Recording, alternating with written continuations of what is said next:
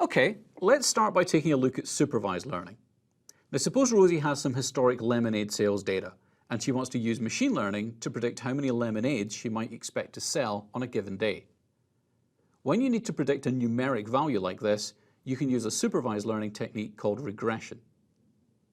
So for example, let's suppose Rosie has gathered her historic sales data, including the temperature, rainfall, number of flyers she distributed, and the number of sales she made.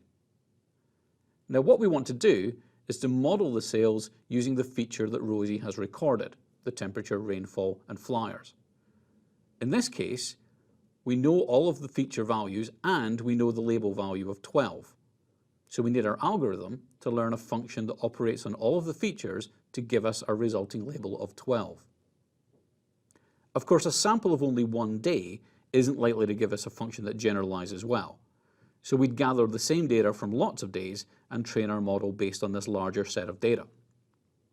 And after we've trained our model, we'll have a generalized function that can be used to calculate our label y for any given vector of features of x values.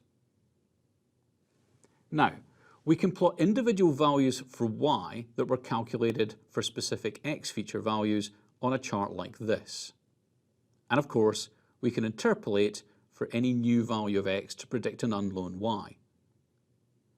Now, because we started with data that includes the label we're trying to predict, we can train the model using only some of the data and withhold the rest so that we can evaluate the model's performance. We can use the model to predict the function of x for our evaluation data and then compare the predictions or scored labels to the actual labels that we know to be true. We then calculate the standard deviation for these as errors or residuals of the model. Now we call this measure of error the root mean squared error, or RMSE, and it's an absolute measure of the standard deviation of error in the model. For example, an RMSE value of 3 would mean that the standard deviation of the error from our test data is 3 sales. Another metric that we can use to evaluate a regression model is the mean absolute error, which is just the average of the absolute values of the errors. In effect, MAE is the average of all the model errors. Relative absolute error is the MAE relative to the mean value of the label. Now, because this is a relative metric, it's not measured in sales, but rather it gives you a relative value for the error within a scale of 0 and 1, with 0 being a perfect model. Relative metrics like this can be a useful way to generally evaluate the performance of a model.